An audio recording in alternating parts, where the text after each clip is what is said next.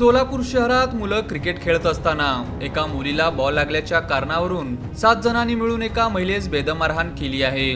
या प्रकरणी 7 जणांविरोधात फौजदार चावडी पोलीस ठाण्यात 6 जुलै रोजी गुन्हा दाखल करण्यात आला आहे। काजल सर्वगोड, लक्ष्मी गायकवाड, गोविंद गायकवाड, आतिश गायकवाड, सतीश गायकवाड, वीरेन सर्वगोड, काजलचा पती ऐश्वर्या सर्वगोड, बेबी सर्वगोड अशी गुन्हा दाखल झालेल्यांची नावे आहेत। याबाबत नूतन पोपट निकंबे राहणार गंगानगर सोलापूर यांनी फिर्याद दिली आहे।